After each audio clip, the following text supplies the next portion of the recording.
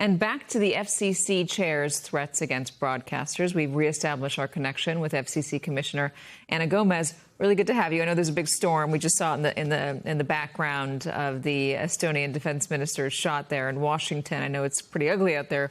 So we're going to deal with maybe some more signal problems. Hopefully we won't, though. All right. So Brendan Carr is threatening broadcasters. What can he actually do functionally? Yeah, this FCC keeps pretending like it has the power to control coverage and to revoke licenses over coverage it doesn't like, but it does not. First of all, we only license the local broadcast stations. We don't license the networks.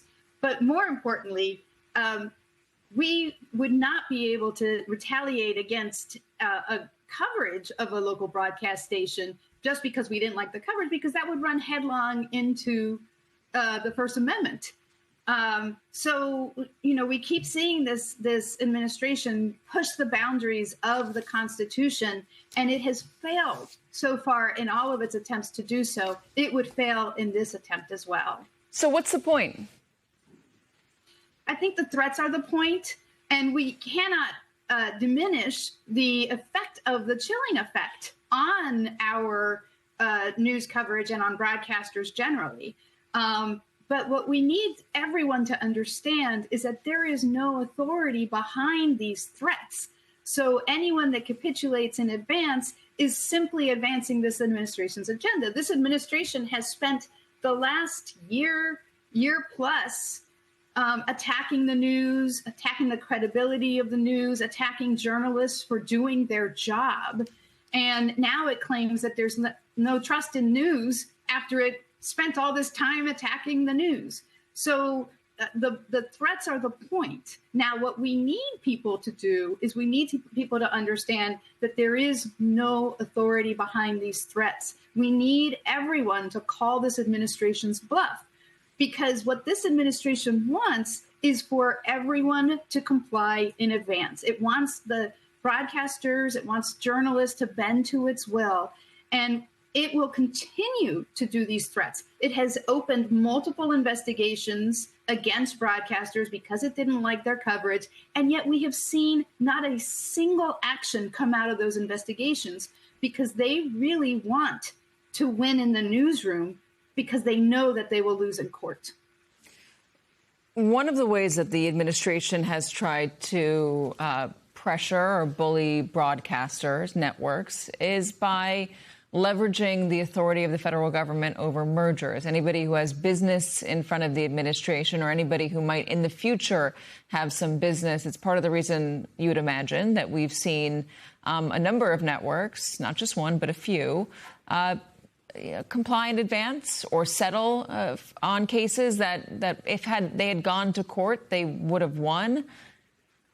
Who else has business in front of the administration right now? So, yeah, you're right. I mean, we have all of the licensees that we oversee. Anytime we have a merger that we have to act on, this administration exerts pressure on those companies in order to get them to change how they cover the news and what their content is. We saw that with CBS, where in order to get their transaction approved, they had to promise to appoint a news arbiter, or what I would call a truth arbiter, to oversee all of their content.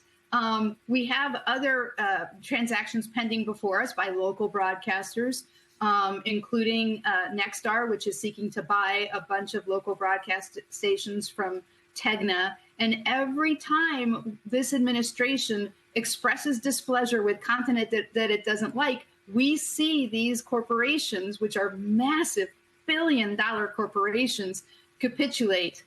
My fear is, of course, that they will capitulate in advance, further eroding our First Amendment protections. And what we need is for everyone, broadcasters, journalists, the public, to push back, because this administration doesn't just take one capitulation, they always demand more. Let me play Senator Ron Johnson reacting to Brendan Carr. I'm a big supporter of the First Amendment. I do not like the heavy hand of government, no matter who's wielding it.